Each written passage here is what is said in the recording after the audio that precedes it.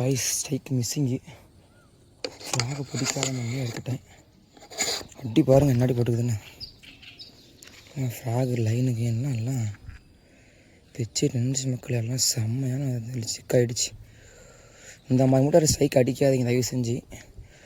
மீன் வந்துட்டு ஃப்ராக் அடிச்சிருச்சான்னு பார்த்துட்டு அடிங்க. இந்த மாதிரிலாம் என்ன மாதிரி லூசுக்கு மாதிரி ஸ்ட்ரைக் அடிச்சிங்கன்னா இதான் அவங்க நிலமை.